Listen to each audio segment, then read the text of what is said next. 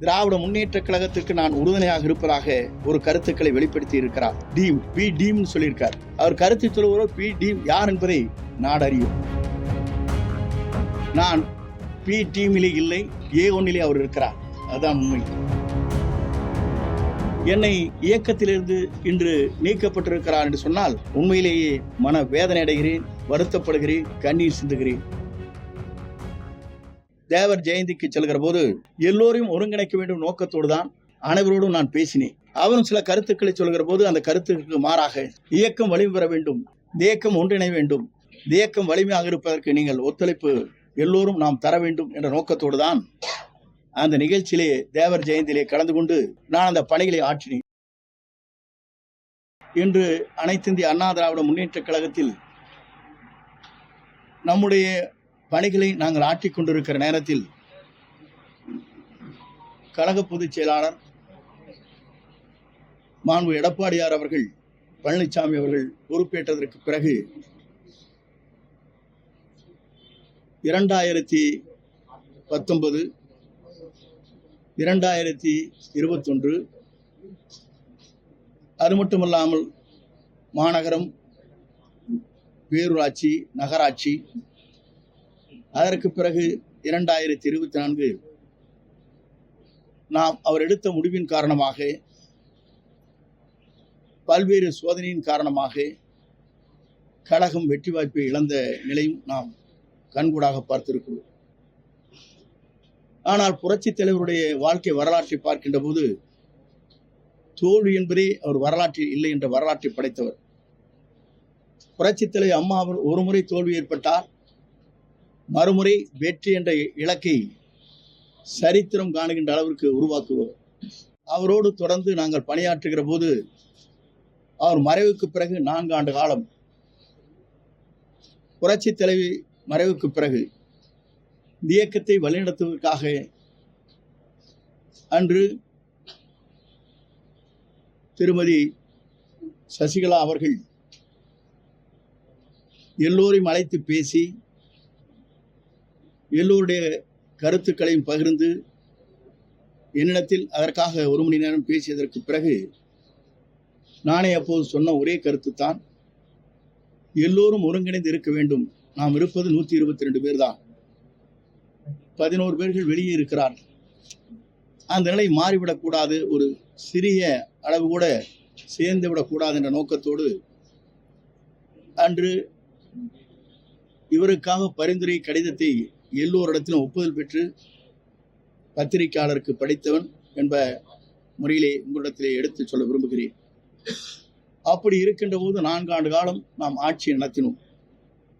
நடத்தியதற்கு பிறகு தேர்தல் களத்தில், எந்த தேர்தல் களத்திலும் ஒரு பொறுப்பேற்று வெற்றி என்ற இலக்கை எட்ட இயலாத சூழ்நிலை ஏற்பட்டதன் அடிப்படையிலே தான் 2024க்கு பிறகு, நாடாளுமன்ற தேர்தல் முடிவுக்கு பிறகு நாம் என்ன செய்ய வேண்டும் என்பதை அறிந்து வெளியே சென்றவர்கள் மனவேதனையோடு தங்கள் பணிகளை ஆற்றாமல் துயரத்தோடு இருக்கின்ற அனைவரையும் ஒருங்கிணைக்க வேண்டும் என்ற நோக்கத்தோடு தான் 6 பேர்கள் சென்று அவரிடத்தில் இந்த கருத்துக்களை நாங்கள் வெளிப்படுத்தினோம்.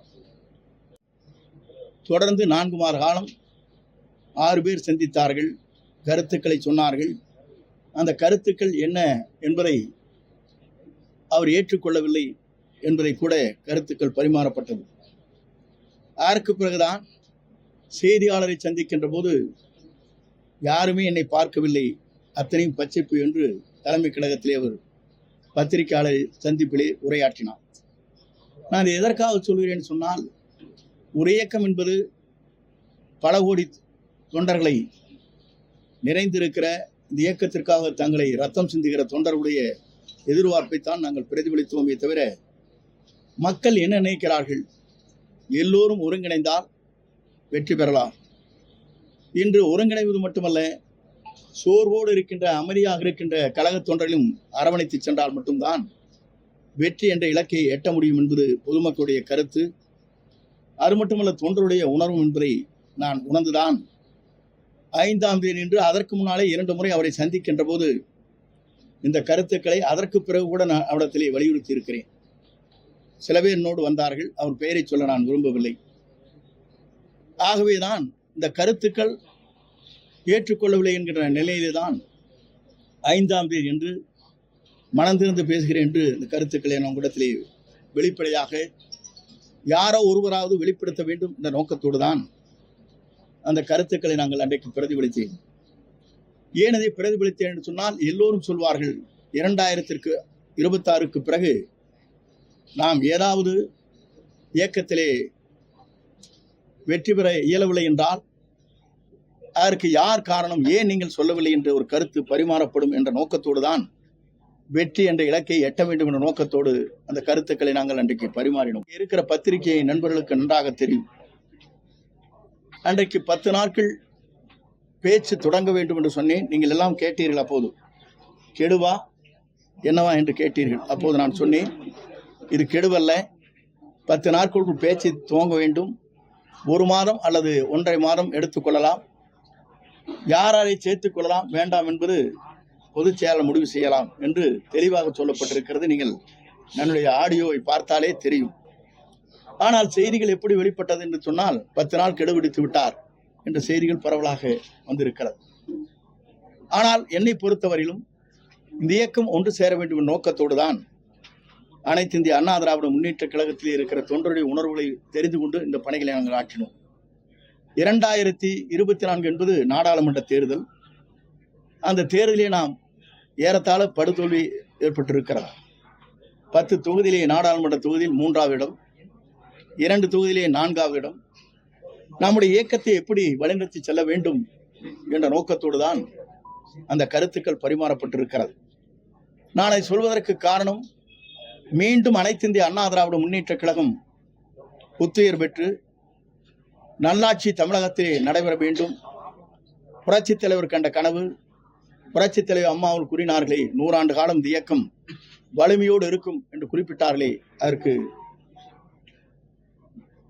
அந்த கருத்திற்கேற்ப என்னுடைய கருத்துக்களை வெளிப்படுத்தினேனே தவிர, அந்த கருத்தின் அடிப்படையில் அதற்கு பிறகு அடுத்த நாட்கள் அனைத்து பதவிகளும் பொறுப்பும் நீக்கப்பட்டிருக்கிறது உறுப்பினரை தவிர. அதற்கு பிறகு நாடாளுமன்ற தேர்தல் வருகிற போதும், மேலவை உறுப்பினர் வருகின்ற போதும் 4 பேர் பரிந்துரை செய்கிற போது நானும் ஒருவனாக இருந்து அந்த பரிந்துரை செய்திருக்கிறேன். அதெல்லாம் பத்திரிகையாளருக்கு தெரியும். என்னை பொறுத்தவரையிலும் இந்த இயக்கம் வலிமையாக இருக்க வேண்டும். இந்த இயக்கம் தான் எங்கள் உயிர்மூச்சாக இருந்து கொண்டிருக்கிறது. இந்த இயக்கத்தை பொறுத்தவரையிலும் தடுமாறாமல் இந்த இயக்கம் திராவிட முன்னேற்ற கழகத்தை நல்லாட்சியை தமிழகத்திலே உருவாக்குவதற்கு நாம் அத்தனை பேரும் ஒருங்கிணைந்து அந்த பணிகளை மேற்கொள்ள வேண்டும் நோக்கத்தோடு தான் அந்த கருத்துக்களை வெளிப்படுத்தி இருக்கிறேன் என்பதை இந்த நேரத்திலே தெரிவித்துக் கொள்கிறேன். அதே போலதான் கன்னியாகுமரி நடைபெற்ற இடைத்தேர்தல். அந்த இடைத்தேர்தலில் நாம் வாங்கி இருக்கிற வாக்கு என்ன என்று சொன்னால் 5126 வாக்குகள் தான் பெற்றோம். அப்படி என்றால் 2,54,000 வாக்குகள் இடத்தில் 5000 வாக்குகள் பெறுகிற போது சட்டமன்ற தேர்தலுடைய நிலை என்ன என்பதை உணர்ந்துதான் அந்த கருத்துக்களை எல்லாம் நான் வெளிப்படுத்தினேன் என்பதை நான் இந்த நேரத்திலே தெரிவித்துக் கொள்கிறேன். ஆகவே என்னை பொறுத்தவரையிலும் நேற்றைய முன்தினம் தேவர் ஜெயந்திக்கு செல்கிற போது எல்லோரையும் ஒருங்கிணைக்க வேண்டும் நோக்கத்தோடு தான் அனைவரோடும் நான் பேசினேன். அவரும் சில கருத்துக்களை சொல்கிற போது அந்த கருத்துக்கு மாறாக இயக்கம் வலிமை பெற வேண்டும், இந்த இயக்கம் ஒன்றிணை வேண்டும், இந்த இயக்கம் வலிமையாக இருப்பதற்கு நீங்கள் ஒத்துழைப்பு எல்லோரும் நாம் தர வேண்டும் என்ற நோக்கத்தோடு தான் அந்த நிகழ்ச்சியிலே தேவர் ஜெயந்தியிலே கலந்து கொண்டு நான் அந்த பணிகளை ஆற்றினேன். அந்த பணிகளை ஆற்றுகிற போது தேவர் ஜெயந்தியிலே சென்று தேவருக்கு மரியாதை செலுத்தி தேம திருமகனாருடைய அந்த பூஜையிலே கலந்து கொண்டு எனக்கு கிடைத்த பரிசு தான் எனது இயக்கத்திலிருந்து நீக்கப்பட்டிருக்கிறது என்பதை நான் இந்த நேரத்திலே தெரிவித்துக் கொள்கிறேன். ஏன் இதை சொல்கிறேன் என்று சொன்னால், ஒரு தியாகம் செய்து தேசிய தலைவராக எல்லோராலும் போற்றப்படுகிற, எல்லோராலும் நேசிக்கப்படுகிற ஒரு தலைவருடைய விழாவிலே கலந்து கொண்டு நீக்கப்பட்டவரோடும் பேசியது உண்மை. நீங்களும் இந்த இயக்கத்திலே வலிமை சேர்ப்பதற்கு நீங்களும் ஒத்துழைப்பு தர வேண்டும் என்று அவரிடத்திலே நாங்கள் பேசியிருக்கிறேன். நான் அதை மறுக்கவில்லை. ஆனால் என்ற நிலையிலே அவர் சொல்வது திராவிட முன்னேற்றக் கழகத்திற்கு நான் உறுதுணையாக இருப்பதாக ஒரு கருத்துக்களை வெளிப்படுத்தி இருக்கிறார். பி டீம்னு சொல்லியிருக்கார். அவர் கருத்து சொல்லுவதோ பி டீம் யார் என்பதை நாடு அறியும். இன்றைக்கு கொடநாடு வழக்கு என்பது நாம் ஏன் இன்று வரையிலும் குரல் கொடுக்கவில்லை? நான் சாதாரண பொறுப்பாளர். இந்த இயக்கத்தை வளர்த்தவர், நாம் தெய்வமாக நேசிக்கப்பட்டவர். அம்மாவுடைய இல்லத்திலே நடைபெற்ற நிகழ்ச்சி, பல்வேறு கொலைகள் நடைபெற்றிருக்கிறது, 3-4 கொலைகள். அப்படிப்பட்ட நிகழ்ச்சி இருக்கின்ற போது ஏன் திராவிட முன்னேற்றக் கழகத்திற்கு குரல் கொடுக்கவில்லை என்பதுதான் என் தொண்டருடைய கருத்தாக இருக்கிறது என்பதை நான் இந்த நேரத்திலே தெரிவித்துக் கொள்கிறேன். ஆகவே என்னை பொறுத்தவரையிலும் நான் பி டீமிலே இல்லை, A1 அவர் இருக்கிறார். அதுதான் உண்மை. இன்று வரையிலும் அவர் மீது திராவிட முன்னேற்றக் கழகம் என்ன செய்து கொண்டிருக்கிறது என்பது சட்டமன்றத்தில் உங்களுக்கு தெரியும். சட்டமன்ற வரலாற்றில் துணைத் தலைவராக OPS இருக்கின்ற போது அவரை நீக்க வேண்டும் என்று தீர்மானத்தை நிறைவேற்றி கொடுக்கின்ற போது முதலமைச்சரை எழுந்து இதற்கான கருத்துக்களை சட்டப்பேரவைத் தலைவர்கள் விரைந்து எடுக்க வேண்டும் என்று சொன்னவுடன் 10 நிமிடத்தில் சட்டப்பேரவைத் தலைவர் அவர்கள் அதை அறிவித்தார் என்பதும் நாடறியும். அந்த கடிதத்திற்கு முதலமைச்சர் ஒப்புதல் இல்லாமல் அந்த கருத்துக்கள் வெளிப்படுத்த முடியவில்லை என்பது அன்றைக்கு சட்டமன்ற பதிவேட்டிலே இன்றைக்கும் இடம்பெற்றிருக்கிறது என்பதை மறந்துவிடக்கூடாது. அவன் A1 அவர் இருக்கிறார். பி டீமாக நாங்கள் இல்லை, A1 அவர் செயல்பட்டுக் கொண்டிருக்கிறார் என்பதை நான் பதிவு செய்ய விரும்புகிறேன். அதே நேரத்தில் என்னை இயக்கத்திலிருந்து இன்று நீக்கப்பட்டிருக்கிறார் என்று சொன்னால் உண்மையிலேயே மன வேதனை அடைகிறேன், வருத்தப்படுகிறேன், கண்ணீர் சிந்துகிறேன். இந்த இயக்கத்திற்காக 53 ஆண்டுகள் நான் இந்த இயக்கத்திற்காக என்னை அர்ப்பணித்தவன். தலைவர் காலத்திலே முதலே செயலாளராக இருந்து பணியாற்றியவன் 72. அப்படிப்பட்ட எனக்கு இதுபோன்ற தீர்ப்பு என்பது உண்மையிலேயே மன வேதனையை அளிக்கிறது என்பதை நான் இந்த நேரத்திலே தெரிவித்துக் கொள்கிறேன். அதே நேரத்தில் என்னை பொறுத்தவரையிலும் அன்றைக்கு கருத்துக்கள் சொல்கிற போது உண்மையிலேயே என் மன வேதனை மட்டுமல்ல, கண்ணீர் சிந்த வேண்டிய சூழ்நிலையில் இன்று மனம் இன்றைக்கு உலாவிக் கொண்டிருக்கிறது. இரவு முழுவதும் நான் தூங்கவில்லை என்பதை நான் இந்த நேரத்திலே தெரிவித்துக் கொள்கிறேன். ஏன் இதை சொல்கிறேன் என்று சொன்னால், ஒரு மனிதன் 53 ஆண்டு காலம் இவருக்கு முன்னாலே, இவர் பொறுப்பிற்கு வருவதற்கு முன்னாலே புரட்சித் தலைவரால் 72 77 70 80 84 வரையிலும் நான் சட்டமன்ற உறுப்பினராக, மாவட்ட செயலாளராக பல்வேறு பொறுப்பிலிருந்து பணியாற்றி இருக்கிறேன். ஆனால் இவர் எப்போது வந்தார் என்று சொன்னால் 89 தான் இடம்பெறுகிறார். அப்படி இடம்பெறுகின்றவர் எனக்கு ஒரு நோட்டீஸாவது அனுப்பியிருக்க வேண்டும். ஒரு சீனியர் 9 முறை சட்டமன்ற உறுப்பினர் ஒரு கடிதத்தை அனுப்பி இதற்கு பதில் சொல்லுங்கள் என்று கேட்பதுதான் விதியின் அடிப்படையில் இருக்கிறது. அந்த விதியை மீறி அவருடைய சர்வாதிகார போக்கு என்று சொல்வார்களே, அதை போல யாரை வேண்டுமானால் தூக்கி எறியலாம் என்ற நிலையிலே அவர் இன்றைக்கு உருவாக்கி இருப்பது வேதனை அளிக்கக்கூடிய ஒன்றாக இருக்கிறது. விதிகளை பொறுத்தவரையிலும் புரட்சித் தலைவர் ஒன்றை கொண்டு வந்திருக்கிறார். 1975 ஆண்டு இறுதியில் கொண்டு வந்திருக்கிற விதி என்ன என்று சொன்னால், கழக தொண்டர்களால் பொதுச் செயலாளர் தேர்ந்தெடுக்கப்பட வேண்டும். இந்த விதியை மட்டும் யாராலும் மாற்றக்கூடாது என்று அந்த விதியை தெளிவாக 43 பக்க பேரா என்று சொல்வார்களே, அதில் பதிவு செய்யப்பட்டிருக்கிறது. இதையெல்லாம் நான் எதற்காக சொல்கிறேன் என்று சொன்னால், தொண்டர்கள் உணர்வைத்தான் நாங்கள் வெளிப்படுத்தினோமே தவிர அந்த உணர்வுக்கேற்ப இன்றைக்கு என் மீது களங்கம் ஏற்படுத்தி என்னை கழகத்திலிருந்து நீக்கப்பட்டிருப்பது என்பது மிகவும் வேதனைக்குரிய ஒன்று, வருத்தத்திற்கு ஒன்று. அதே போல என்னை பொறுத்தவரையிலும் அந்தியூர் சட்டமன்ற தொகுதியிலே துரோகத்தை செய்துவிட்டார் என்று குறிப்பிட்டார். அதற்கான பதிலை அந்த சட்டமன்ற உறுப்பினராக போட்டியிட்டு இருக்கிற சண்முகருடைய மகன் இங்கே வெளியிட இருக்கிறார்கள்.